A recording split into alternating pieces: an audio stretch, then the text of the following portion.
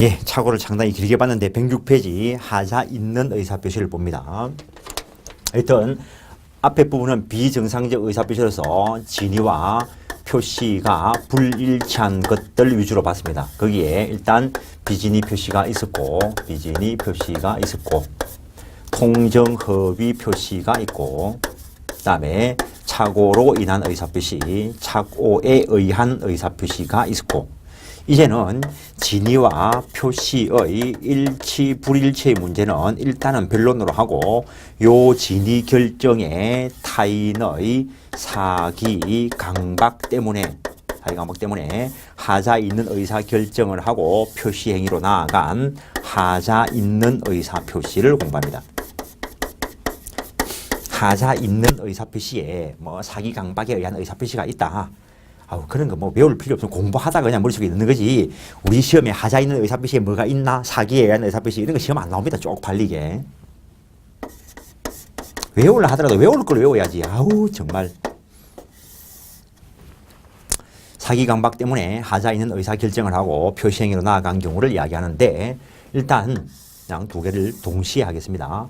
A라 하는 사람에 대해서 누군가가 사기 행위를 하고 속이는 행위를 말하는 거고 그에 의해서 속아서 의사결정을 하고 표시행위로 나아간 경우이고 이번에는 어떤 사람에 대해서 누군가가 강박행위를 하고 강박행위, 급주는 행위 그러니까는 어쩔 수 없이 그냥 중개사 수업할 때 이런 이야기를 하는데 이런 걸 외워야 됩니까? 사기, 속이는 거, 강박, 급주는 거 그러니까는 민법 교과서에 급주는 행위에 의한 의사표시 이래 쓸 수는 없잖아요. 법조문에. 그에 의해서 겁을 먹고 의사결정을 하고 표시행위로 나아간 경우를 말한다라는 것. 이때 요 사기행위다라고 하는 것은 속이는 기망행위를 말하고 그것 때문에 속아서 속이는 행위로 인하여 결과적으로 하자 있는 의사결정을 하는데 즉 인과관계가 있어야 된다라는 것. 그것 때문에 속아서 의사결정을 하고 표시행위로 나아가는데 과거에는 일반적인 서술이 속아서 내린 의사하고 이 표시의 불일치에 나갔는데 이 판례가 좀 세밀하게 이야기를 하고 있습니다. 이게. A라는 사람이 공장을 지으려고 토지를 매입을 해. 공장 건축을 위해서. 그래서 B라 하는 사람이 자기 땅은 공장 지을 수 없는 땅인데 내 땅 공장 지을 수 있다라고 하길래 공장 지으려고 토지를 매입을 했다는 거예요. 그러면은 저 토지를 매입해야 되겠다라는 이 의사하고 그래 그 토지 산다라고 하는 요거는 일치해. 그래서 사기에 의한 의사표시인 경우에는 의사와 표시가 일치할 수 있다는 거죠. 오히려 판례가 이걸 원칙으로 봅니다. 근데 사기의 경우에는 요 의사결정하는 과정에 기망을 일으킨다는 거죠. 그래서 결론적으로 이 경우에는 동기가 표시된 것이고 그로 인해서 그 표시된 동기와 관련돼서 요 표시행위가 불일치하고 그래서 중요 부분이고 조사까지 뭐 해봤다면은 중대한 과실이 없고 이렇게 가면은 착오를 이유로 취소할 수 있다는 거. 그래서 판례가 조금 더 세부적으로 하고 있습니다. 그래서 내가 앞에서 말씀을 드릴 때 일치 불일치는 일단 별개의 문제로 하고 속이는 행위 때문에 그것을 원인으로 해서 결과적으로 하자 있는 의사결정을 하고 표시행위로 나아간 경우를 말한다 라고 이야기한 겁니다. 그 다음에 일단 요 기망행위 뭐 당연히 속이는 행위를 말할 것인데 이 행위는 자귀일 수도 있고 부자귀일 수도 있다는 것. 요것도 여러 번 시험 나왔습니다. A라 하는 사람이 아파트를 매입을 하러 갔어요. 근데 B라 하는 사람이 아파트를 매도하는데, 물론 중개사를 통해서 매도할 수도 있습니다. 그때 이 사람이 아파트를 팔았는데 그래서 아파트 매매 계약이 체결되었다는 거죠. 그래서 사고자 하는 아파트, 자기가 계약 쓴 그 아파트 일치해. 자고 일어나서 아파트 창문을 딱 여니까 공동묘지가 쫙 있는 거지 뭐. 이거 말해줘야 될 의무가 있을까 없을까? 신의칙상 고지 의무가 있다는 거죠.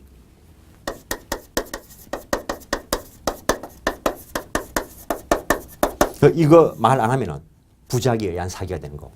신의칙상 고지 의무가 있음에도 불구하고 고지하지 않으면은 부작위에 의한 사기가 된다는 거. 이게 공동묘지인 경우도 있었고, 그다음에 인근에 쓰레기 매립장 조성 공사 중인 사건도 있었습니다. 판례에서 확인한 것들은 이런 것들이라는 거지 또 다른 무엇인가가 있을 수도 있습니다. 또 다른 뭔가가 뭔데? 내가 어찌 알아? 소송 들어가 봐야 알지. 근데 예컨대 뭐 고압 전선이라든가 아직까지 그런 판례는 없다 했습니다. 이런 것도 문제가 될 수 있습니다. 이 이야기를 왜 내가 이 수업 시간에 말씀을 드리냐 하면은 아까 살짝 이야기할 때 중개사를 통해서 그랬을 수도 있습니다 라고 이야기했습니다. 그럼 중개사가 이 사실을 알고도 이야기 안 했으면 사기라는 거지, 사기. 알고도 안 했으면 형법상 사기죄라는 거지. 그것 때문에 이 사람이 손해를 입었으면 민법상 불법행위로 인한 손해배상 청구할 수 있다는 거죠. 근데 아까 살짝 이야기한 적이 있습니다. 만약에 이 사람이 과실이라면 고의면은 형사상 사기죄로 가는데, 과실이라면 사기죄는 아닌데 민법상은 고의와 과실을 구별 안 합니다. 민법상으로는 불법행위로 인한 손해배상 책임은 져야 돼. 그러면 이 중개사 A씨가 나 몰랐다 통할까? 이 자리에서 중개사를 한 10년 했는데 그럼 안 통하겠지. 그러니까는 알고 쏘길라 하지 마시라고. 알았으면 이런 것까지 말씀을 하시라고. 안 사면 할 수 없는 거고, 요거 쏘기 가지고 단독 몇 푼 벌려 하다가 막 가는 수가 있다는 거죠. 중개사들이 민법 공부를 하는 이유는 어째 보면은 이런 것 때문에 하는 것일 수 있습니다. 변호사들이 많이 나오고 하면은 국민들이 보호를 받을까, 피해를 입을까, 나도 모르겠습니다. 좀 더 흘러가 봐야 알겠지. 변호사들이 할 일 없으면, 변호사들이 할 일을 찾으려 하면은 중개 사무실 많은데 와가지고 변호사 사무실 열면 돼. 분명히 하루에 한 개는 사고가 날 거니까. 이 또 이야기하면 또 변호사들이 또 볼라. 설마 뭐 변호사들이 내 수업을 듣겠어요? 적어도 민법 하는데. 그래서 쓰레기 매립장 조성 공사 중이라는 사실을 고지하지 않은 경우, 인근에 공동묘지가 있다는 사실을 고지하지 않은 경우에는 부작위에 의한 사기가 된다라는 것. 그다음에 그럼 이런 경우는 A라는 사람이 옛날에 K한테 토지를 매입을 했는데 1억에 매입을 했어. 지금 B한테 팔려고 하는데 이걸 10억에 팔려고 한다는 거죠. 지금이야 이것들이 등기부에 기록이 되니까 그런데 옛날에는 기록이 없었다는 거죠. 등기부에 시가를 기록하는 게 맞을까? 내 생각에는 자본주의 사회에서는 기록 안 하는 게 맞을 것 같은데. 하여튼 지금은 기록하니까 뭐 변론으로 하고 그때 요 사람이 토지를 매도할 때 이 매수인에게 종전에 자기가 산 매입 가격을 고지해야 될 의무가 있을까? 시가 고지 의무가 있을까? 이거는 없다는 거. 시가 고지 의무가 없으니까 이거는 고지하지 않더라도 사기는 아니라는 거. 물론 아직까지도 A 앞으로 등기되어 있는 이 부동산을 K가 앞으로 등기되어 있는 이 부동산을 A가 1억 주고 매입해놓고 미등기 상태에서 전매하는 수도 있을 거라고. 미등기 전매라는 사실, 여기서는 10억에 팔면서 전에 내가 1억에 샀다, 이거 고지할 의무가 있을까? 이것도 고지 의무가 없다는 거. 미등기 전매 사실을 고지할 의무는 없다는 거. 현재 판례가 그렇다는 겁니다. 현재 판례가. 내일이라도 판례는 바뀔 수 있습니다.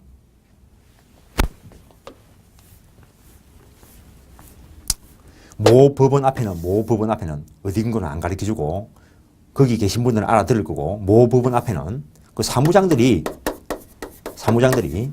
뭐 법무사나 변호사보다 일 처리를 더 잘 알고 더 많이 안 돼.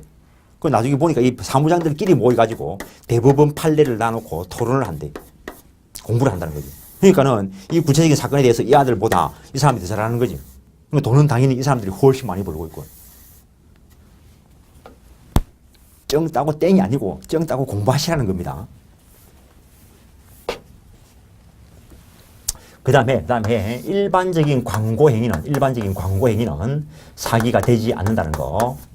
근데 대형 백화점에서 변칙 세일을 하면은 이거는 사기 행위가 될 수 있다는 거. 대형 백화점의 변칙 세일은 이런 거 이야기합니다. 백화점에서 물건 구입하기를 뭐 10만 원에 구입해 놓고 10만 원 구입 가격표 1000만 원 붙여 놓고 세일한다.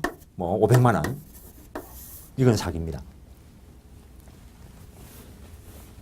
그다음에 이 사기 행위, 기망 행위는 위법성이 있어야 된다라는 것. 그래서 A라는 사람한테 B가 사기 쳐가지고 그에 의해서 의사표시를 했을 때 요 사기 행위가 위법성이 있고 그것 때문에 이 사람이 손해를 입은 것이 있다면 이 사람에게 고의가 있다면 형사상 사기죄, 민사상으로는 불법 행위로 인한 손해배상 청구 이야기가 되는 겁니다. 그 정도 하시고 강박의 경우에도 급주는 행위 요것도 자귀일 수도 있고 부자귀일 수도 있습니다. 자귀일 수도 있고 물론 이 강박으로 인해서 인과관계 있어야 되고 그에 의해서 겁을 먹고 하자 있는 의사결정을 하고 표시행위로 나아간 경우인데 이거는 의사와 표시가 일치합니다. 저 앞에서 이런 이야기를 한 적이 있는데 A라는 사람이 막대한 재산을 가지고 있는데 과거 국가기관 중앙정보부에서 너 그 재산을 국가에 헌납하지 않는다면 비리를 수사하겠다라고 했을 때 겁을 먹고 정려한 사안에서 이게 반사회적이라고 평가는 안 되고 110조 강박을 이유로 한 취소 사유가 된다라고 했는데 이 경우에 107조 비진이 표시 이론 적용 안 된다 했습니다. 안 되는 이유가 겁을 먹고 이거 이 순간에 안 주면 맞아 죽을지도 모르겠다. 아이고 주고 치워야 되겠다. 이게 의사라고요.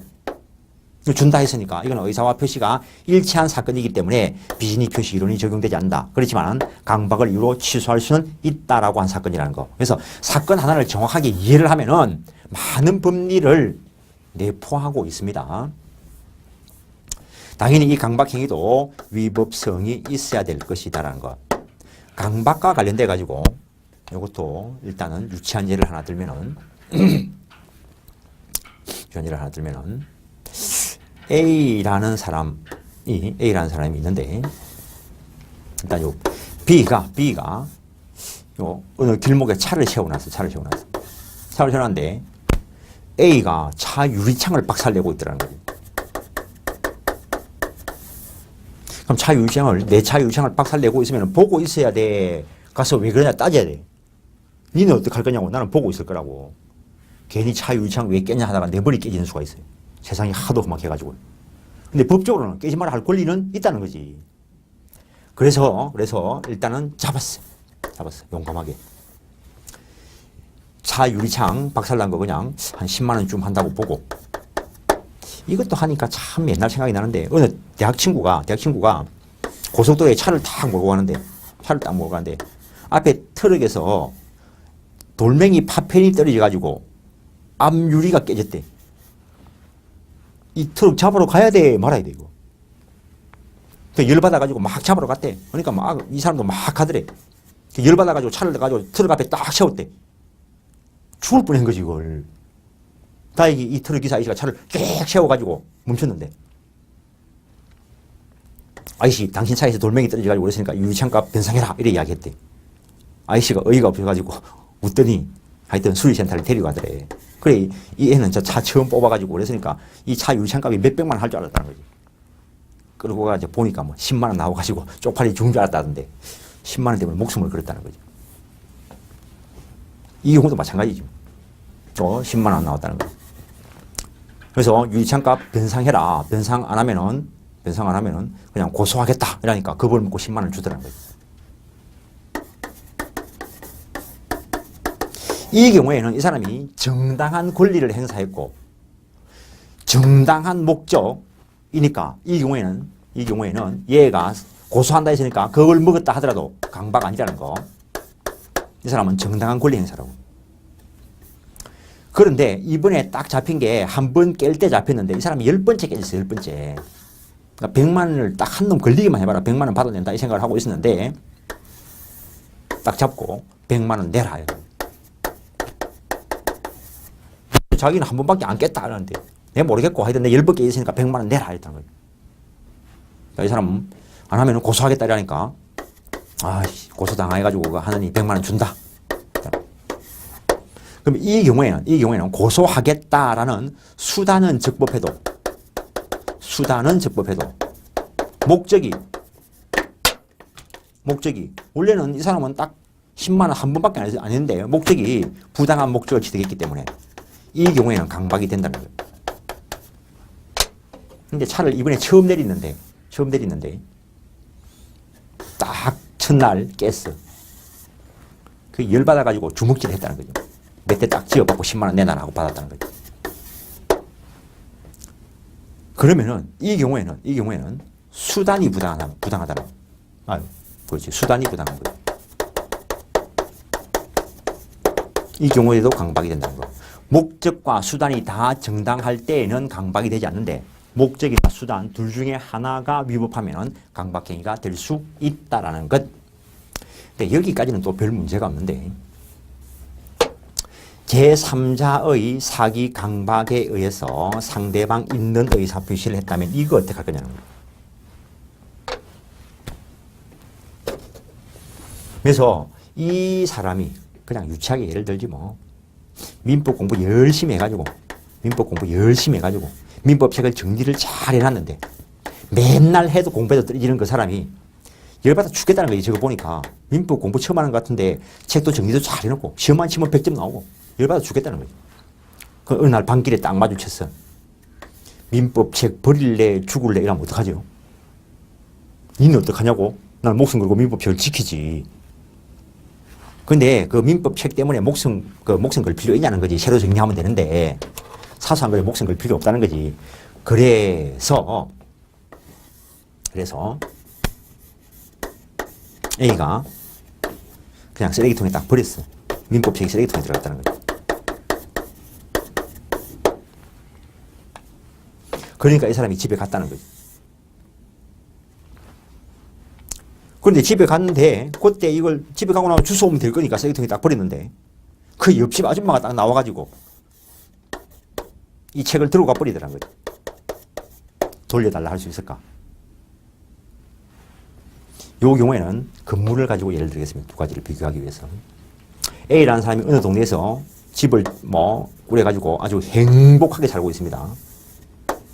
행복하게 살고 있는데 그 동네 깡패 같은 놈이 이게 시기가 생기든지 야 밤길 조심해라. 밤에 걸리기만 하면 손 좀 봐주겠다. 이러면 어떡하죠? 이사 가야 돼. 개기고 살아야 돼. 그 정도면 개기고 살 수 있는데 너 집에 아들이 있던데 조심해라. 이러면 이사 가야지 뭐. 근데 집을 10억에 내놔면 안 팔릴 수가 있어. 싸게 팔 수도 있는데 어쨌든 간에 이 동네 계속 살았으면 하는데 이런 것 때문에 겁을 먹고 10억에 팔았다 하더라도 이거 어떡할 거냐는 거죠. 일단 제3자의 사기 강박에 의해서 상대방 있는 의사표시를 했을 때는 상대방 쪽에서 제3자의 사기 강박 사실을 알았거나 또는 알 수 있었을 때 취소할 수 있다는 것. 취소할 수 있다는 것이지 반드시 취소해야 된다는 거 아닙니다. 취소권, 권리가 있는 사람은 권리를 행사할지 말지는 자기가 결정하면 돼. 이것도 시험 나왔기 때문에 이야기하는 겁니다.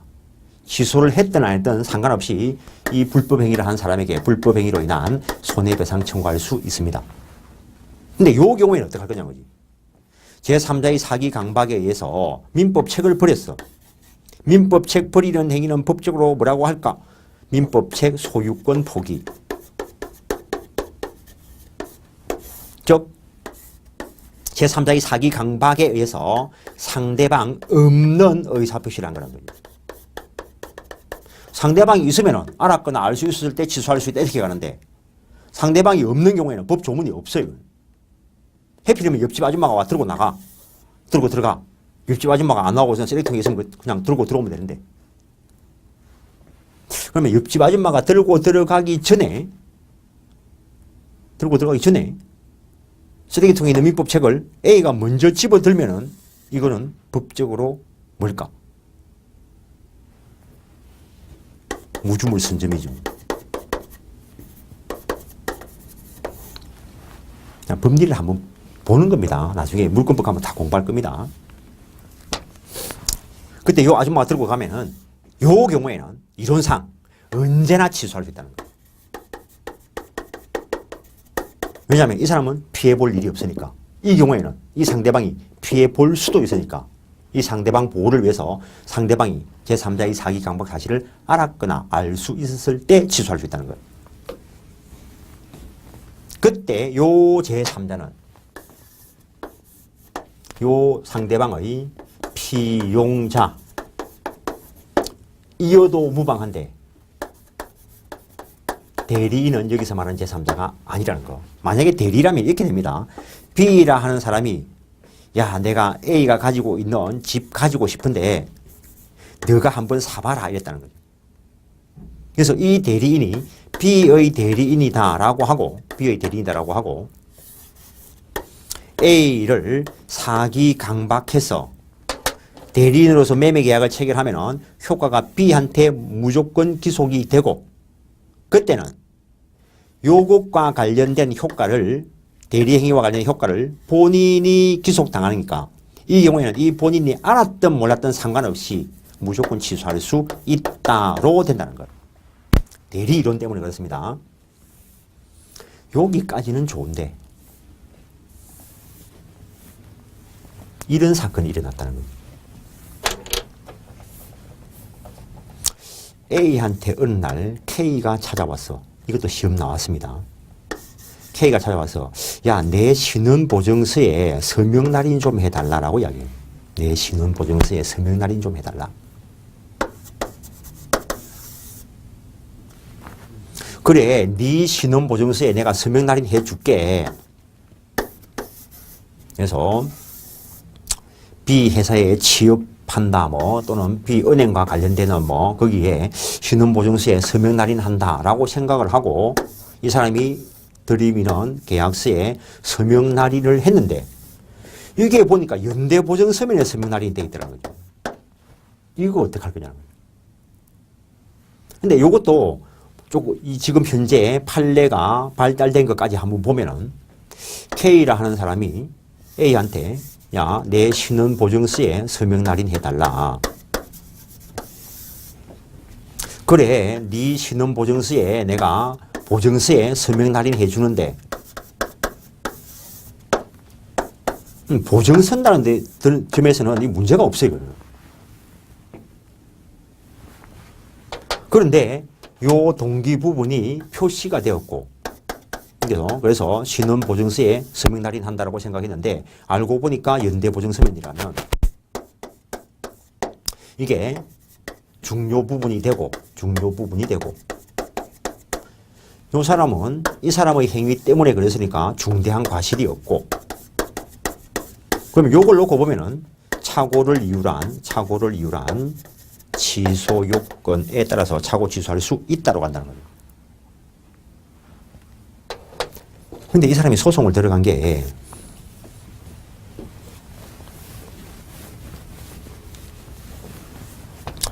제3자의 사기 강박에 의해서 상대방 있는 의사표시를 한 것이니까 요 상대방이 그 사실을 알았거나 또는 몰랐다 하더라도 알 수 있었을 자이기 때문에 사기를 이유로 취소 110조 2항에 따른 취소 주장을 했는데 판례가 요거는 적용 안 된다. 그래서 요 경우에는 요게 우리 시험에 나왔습니다. 그래서 이거는 109조 착오 취소 사건은 되어도 이 상태에서는 사기 취소는 안 된다라고 이야기했습니다. 판례가 계속 발달하다 보니까 그게 했는데 지금 판례가 그렇다는 것이지 나중에 어떻게 될지는 알 수 없습니다. 일단 거기까지. 106페이지 하자 있는 의사표시. 거기에 사기나 강박에 의한 의사표시가 있는데 먼저 사기에 의한 의사표시. 사기자에게 고의가 있어야 된다.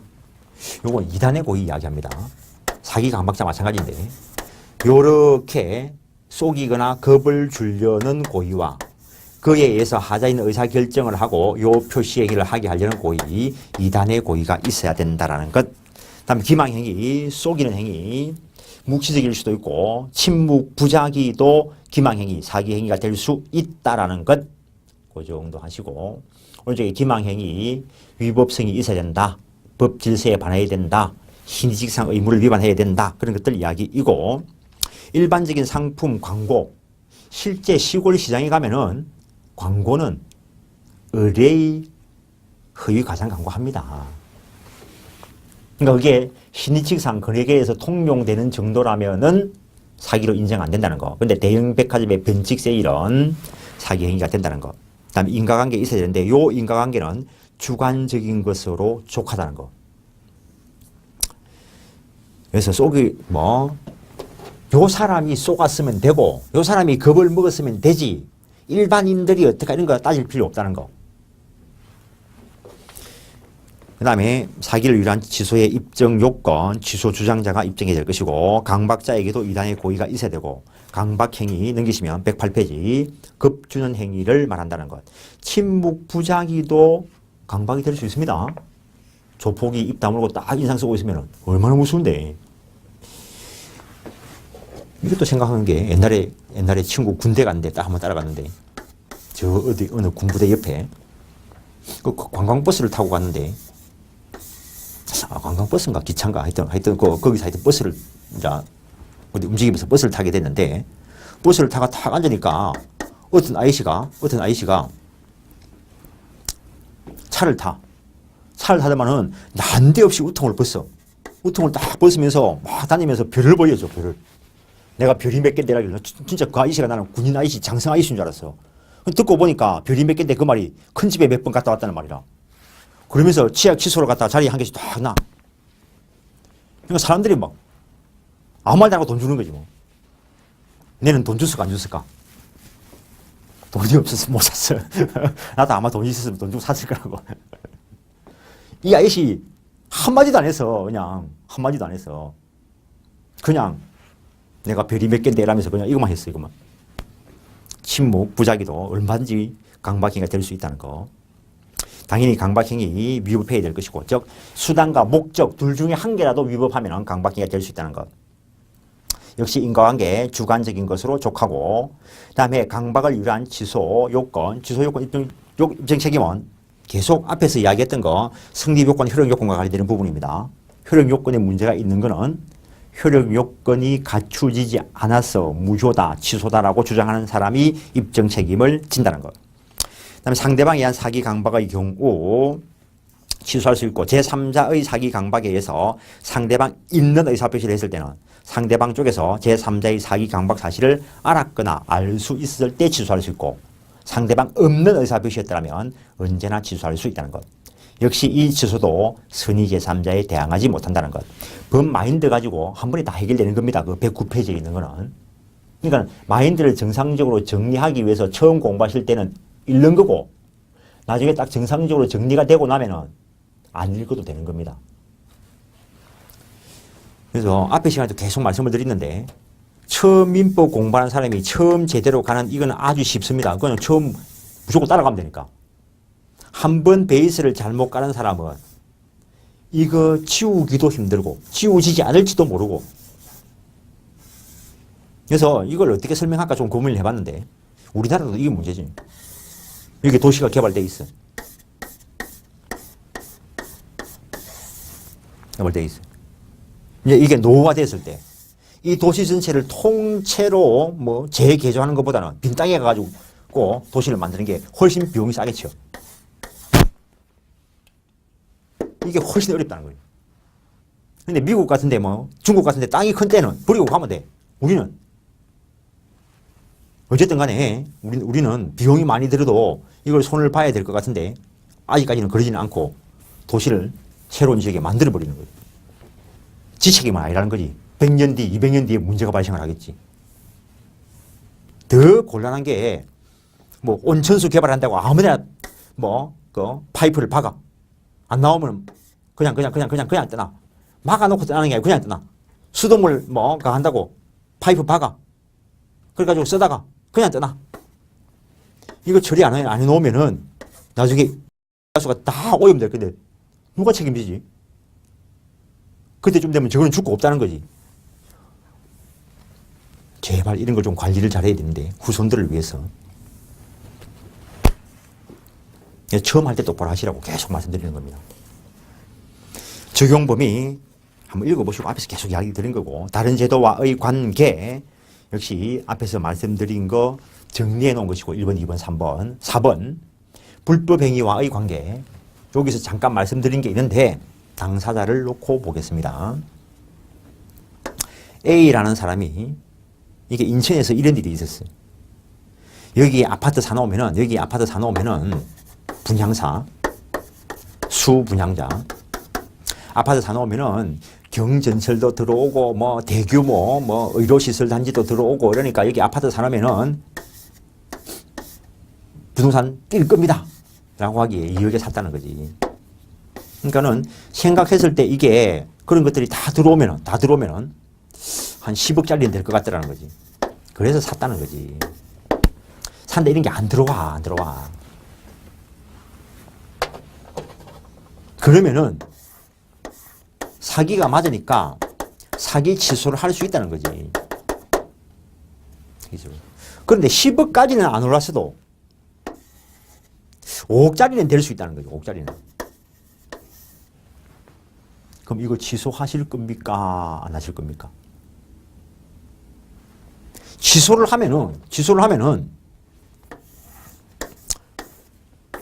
유효한 걸로 다루어졌기 때문에 일단 2억 대금 준 거 유효하고 등기 가져왔기 때문에 소유권 취득을 해. 일단 취소를 하면은 소급해가지고 없어지고 2억을 받을 수는 있고 소유권은 돌려줘야 돼.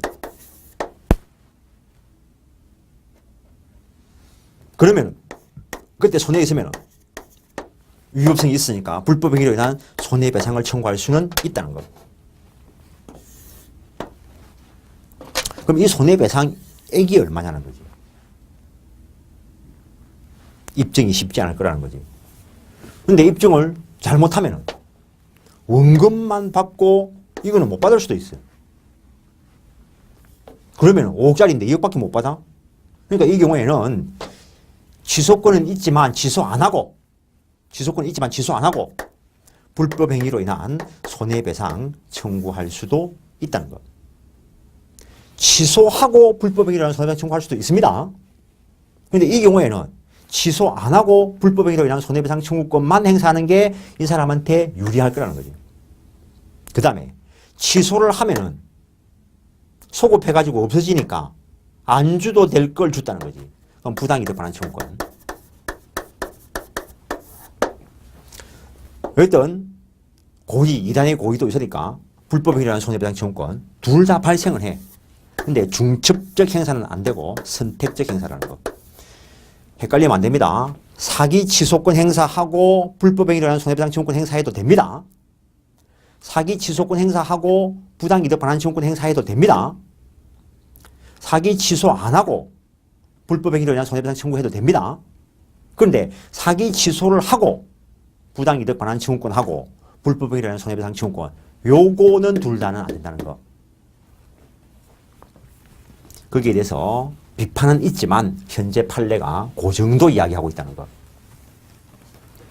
그 다음에 111페이지 의사표시의 효력 발생과 관련되는 부분을 그대로 들어가겠습니다.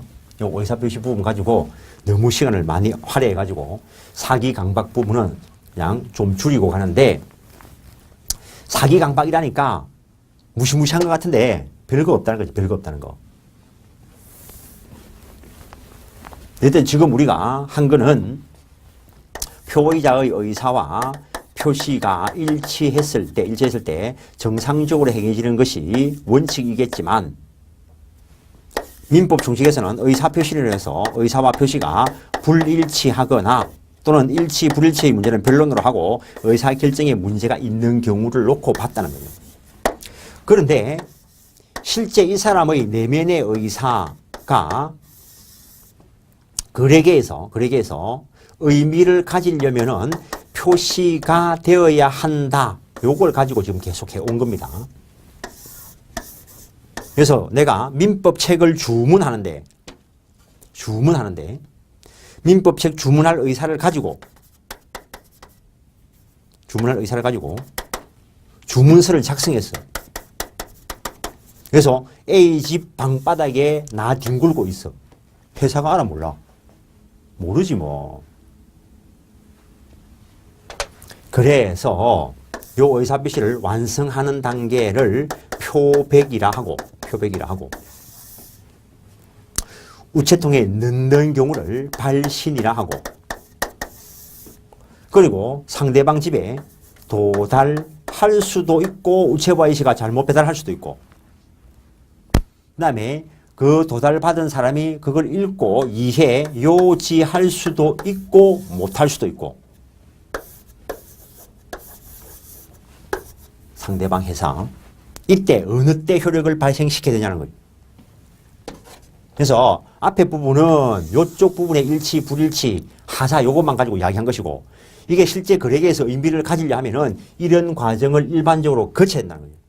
그때 표백에 의해서 효력이 발생한다는 표백주의, 발신에 의한 발신주의, 도달주의, 요지주의 이런 것들이 있는데 우리 민법은 상대방 있는 의사표시의 경우에는 도달에 의해서 효력이 발생한다라고 해서 도달주의 원칙을 취하고 있다는 겁니다. 조금 전에 말씀드리기를 상대방 있는 의사표시다라고 이야기했습니다. 그럼 상대방 없는 의사표시는 도달시킬 데가 없는 거지 뭐. 도달시킬 데가 없으니까 보낼 데도 없어. 그럼 상대방 없는 의사표시는 표백에 의해서 효력이 발생한다는 거죠. 원칙이. 상대방 없는 의사표시. 그래서 A라는 사람이 민법책 가지고 공부하다 보니까 머리 아파 죽겠어. 그러니까 쓰레기통에 버리는 그 순간 집 앞에 쓰레기통에 버리는 그 순간 버릴 때 내한테 이야기해야 돼. 내한테 이야기할 필요 뭐 있어. 조용히 갖다 버리면 되지. 그래서 상대방 없는 의사표시는 이론상 표백에 의해서 효력이 발생할 수 있다는 거. 그런데 법 조문에서 일정한 요건을 구비하도록 만들어 놓은 것들이 있습니다. 재단법인 설립행위, 재단법인 설립 등기를 해야 재단법인으로서 설립하는 효력이 발생합니다. 유언유정의 경우에 일정한 요건을 갖추어서 유언자가 사망을 해야 효력이 발생할 것이고 그래서 법 조문에서 별개의 효력 발생 시기를 정해놓은 것이 있긴 하지만 이론상으로는 상대방 없는 의사표시는 표백에 의해서 효력이 발생한다는 것. 그 다음에 예외적으로 발신에 의해서 효력이 발생하는 경우를 규정하고 있는 것들이 있습니다. 간혹 나오기는 하는데 몇 개 있다는 거지, 몇 개. 여기에 해당하는 거 빼고 난 나머지는 다 이거라고. 이거 중요한 게 아니라고. 근데 학자들이 한 번씩 내니까 우리가 공부는 해놔야 될 건데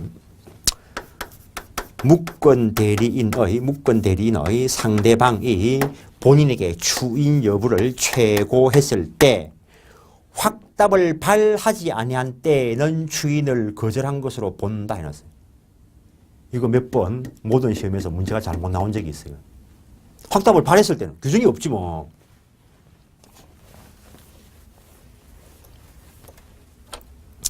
A라 하는 사람이 이 건물 팔란가 안 팔란가 모르겠는데 누구에게도 팔아달라고 한 소리도 없는데 옆집 아저씨가 나는 A의 대리인이다 라고 하면서 또는 아들이 아버지의 대리인이다 라고 하면서 누군가와 매매 계약을 했다는 거예요.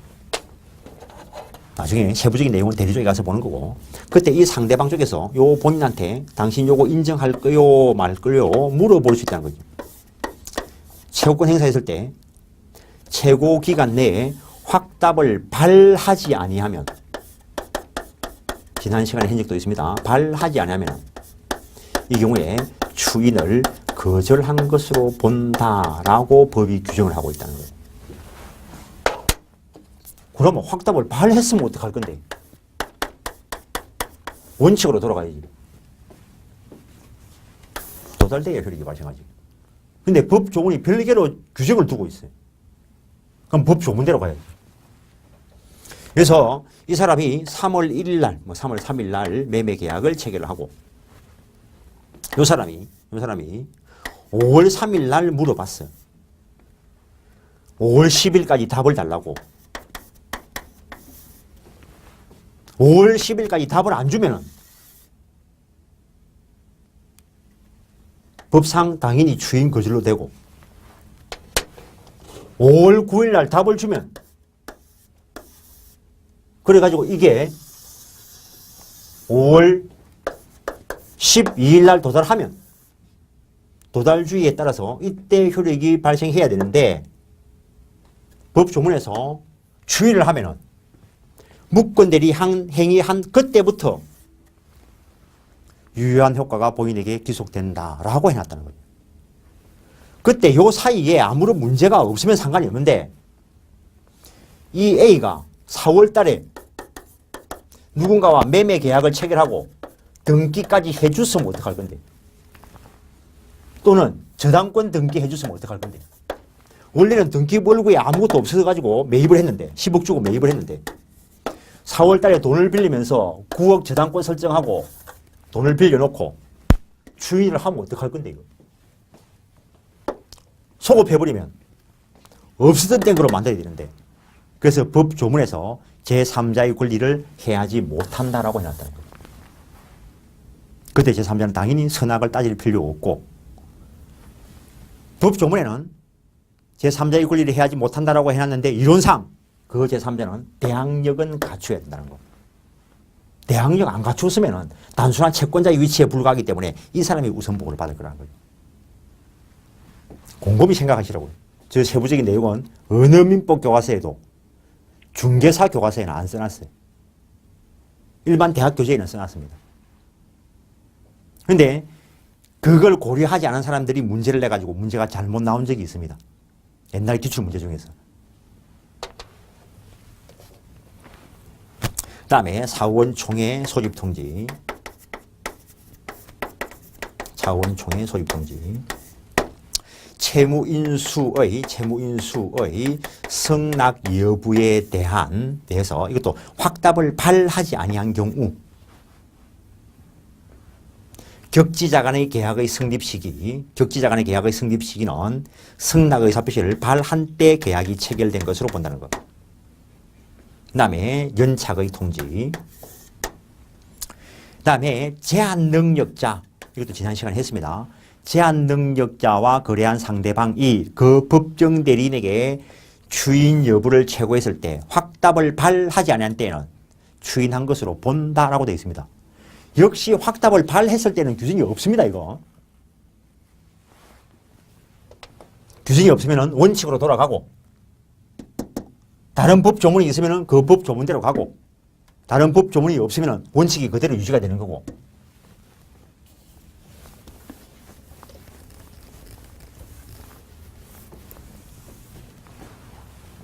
또 조금 전에 이야기하기를 정말 중요한 건 이게 아니고 이거다라고 이야기했습니다. 이거.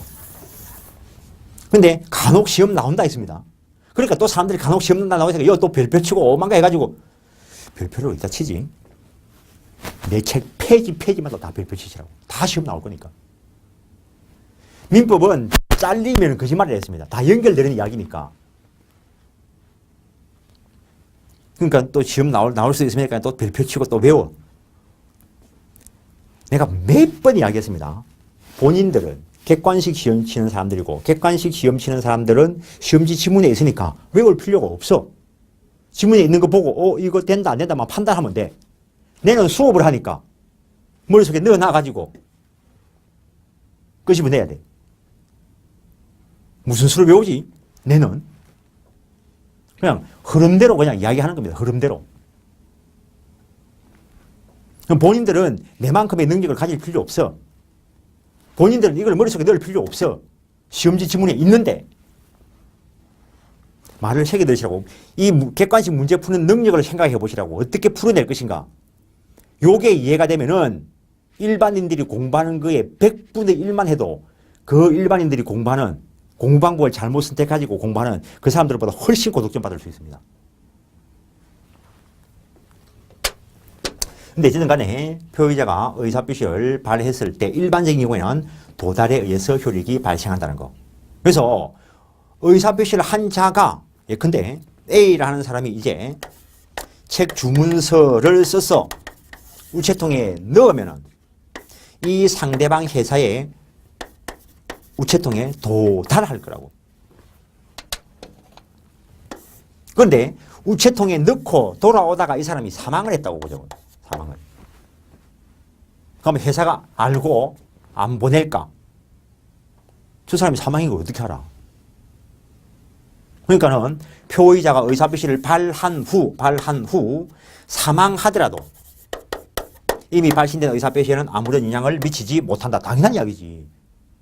그럴 수밖에 없는 거지. 이쪽이 무당이 있는 것도 아니고. 무당은 저런 거 다 알까? 그 다음에 표의자가 의사표시를 발한 후 이 사람이 제한 능력자가 되더라도 역시 이미 행해진 의사표시에는 아무런 영향을 미치지 못한다라는 것. 이게 원칙이라는 거.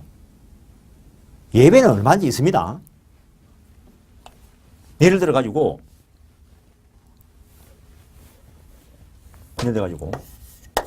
이분이 그 유명하신 그 이미자 아줌마 가수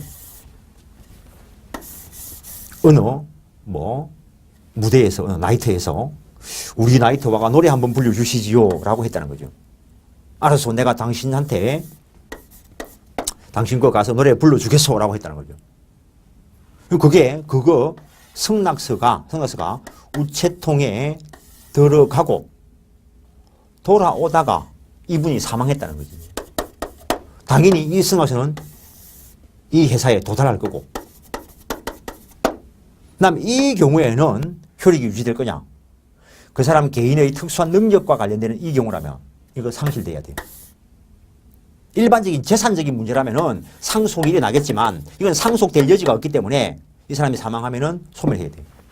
그래도 원칙은 표의자가 의사표시를 발한 후 사망하거나 제한 능력자가 되더라도 이미 발신된 의사표시에는 아무런 영향을 미치지 못한다는 거. 도달되면은 도달된 대로 일단 효력이 발생한다는 거. 그 다음에 도달주의를 취하고 있기 때문에 이 상대방의 의사표시를 도달받을 수 있는 능력, 수령 능력이 필요하다는 것. 도달주의하고 관계 있는 것만 수령 능력이 필요합니다. 도달주의하고 관계 없는 것들은 상대방의 수령 능력을 따질 필요 없다는 거죠. 그 다음에 우리 법은 수령 능력과 행위 능력을 동일시하고 있다는 것. 따라서 이쪽이 제한 능력자라면은 수령 능력도 제한될 수밖에 없을 거라는 거예요. 그러면 표의자가 의사표시를 했고 상대방에게 보냈는데 이 사람이 제한 능력자라면 효력 발생 안 한다는 거죠. 단 그 법정 대리인이 도달을 안 때에 효력이 발생한다는 거. 이것도 시험이 나왔습니다. 소고표 없다는 것. 그 다음에 공시송달이다라고 하는 것이 있는데 공시송달. 표의자 쪽에서 과실 없이 상대방이 누구인 줄 알지 못하거나 상대방이 누구인 줄 알았다 하더라도 그 자의 소재를 알지 못하는 경우에 공시송달할 수 있다라는 것. 이러한 요건이 구비가 돼서 국내에서 공시송달할 때에는 개시 2주일이 경과함으로써 효력이 발생한다는 것. 요거는 민소법의 규정이 있습니다. 민법의 규정이 있는 건 여기까지고. 일단 거기까지 확인하시면 111페이지 의사표시의 효력 발생 시기 1번 읽어보시면 되고, 2번 우리 민법은 상대방 있는 의사표시는 도달에 의해서 효력이 발생한다는데, 이때 도달, 요지 가능한 도달이기만 하면 됩니다. 실제 요지했나 안 했나는 따지지 않습니다. 근데 일반적인 우편으로 보냈을 때 반송되어 오지 않는다 하더라도 도달로 추정되지 않는다는 거. 내용 증명 우편, 등기 우편을 보냈는데 반송되어 오지 않는다면 도달되었을 것으로 추정된다는 거. 그거 시험 나온 적이 있습니다. 그 다음 밑에 부분은 한번 읽어보시고, 도달주의를 취하고 있기 때문에 도달되기 전에는 처리할 수 있다는 거. 연착, 불착하면 효력이 발생 안 하니까 표의자의 불이익이 될 것이라는 거. 3번 발신 후의 사정 변경. 그 교과서를 쭉쭉 목차 위주로 보고 가는데 요거 가지고 생각을 해보시라는 겁니다. 그 발신 후의 사정 변경, 그 법 조문 내용이 개정된 부분이 안 됐는데, 표의자가 의사표시 발신 후 사망하거나, 옛날 조문은 행위 능력을 상실하더라도 해놨는데 지금은 제한 능력을 이야기합니다. 그래서 행위 능력을 상실하더라도 그걸 삭제하시고 제한 능력자가 되더라도, 사망하거나 제한 능력자가 되더라도,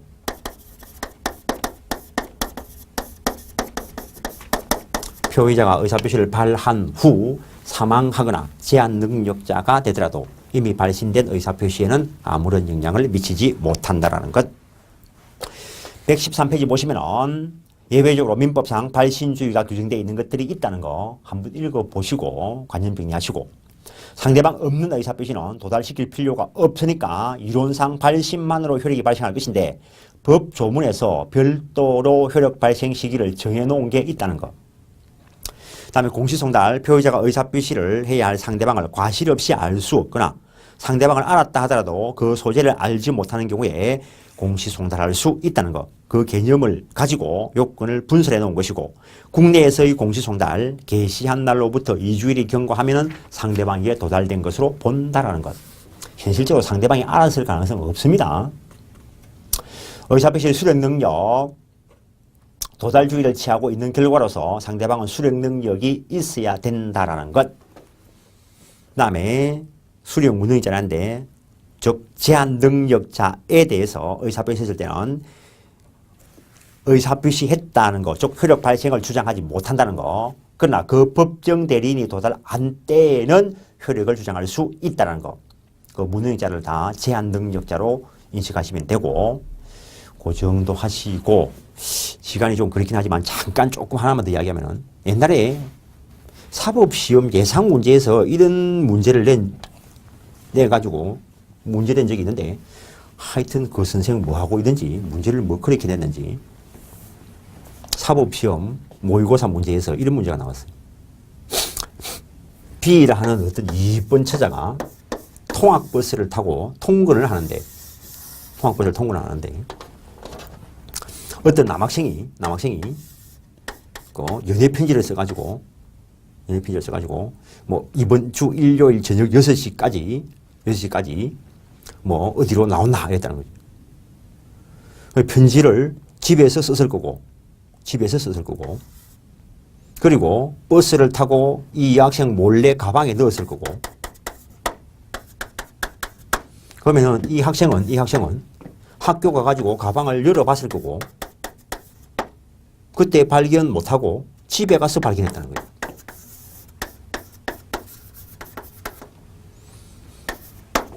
이 의사표시는 효력이 언제 발생하는가? 이게 그냥 모의 문제였어. 모의 문제였으니까 다행이지. 이게 기출문제면은. 왜 그런 말씀을 드리냐면은 여기에 의사표시가 있다는 거지.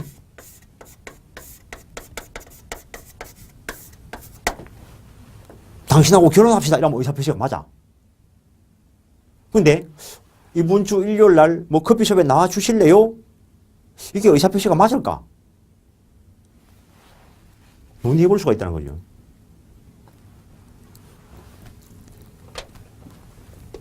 왜냐면은 물건 팔래요. 그래 당신한테 물건 팔겠소. 이래 놓고 나중에서 팔기로 한 물건 안 주면은 채무불이행으로 손해배상 청구할 수 있어. 이번 주 일요일 날 커피숍에서 만날까? 그래 이번 주 일요일 날 커피숍에서 만나지. 해놓고 안 가면은 이게 손해배상 청구할 수 있을까? 한번 생각해 볼 필요가 있다는 거지. 문제를 낸 의도는 알겠는데 언제 효력이 발생하죠? 집에 썼을 때는 알 거고 가방에 넣었을 때 B한테 도달한 거는 맞아. 근데 몰래 넣었다 했어. 요지 가능한 도달이 아니라는 거지. 그럼 그때 효력이 발생 안 해. 요지 가능한 도달이 됐습니다. 살짝 그 하는 거는 도달이 아니라는 거지. 그 다음에 가방을 학교 가서 열어봤다는 거지. 그때 인식 못했어. 그래서 이 경우에는 현실적으로 발견한 그때 효력이 발생해요. 이런 어거지의 문제를 만들어낸 웃기는 시대가 있었다는 거죠. 그래서 요지 가능한 도달이라는 걸 기억을 하시라는 거죠. 그 정도 하고 오늘은 여기까지 하겠습니다. 네, 수고했습니다.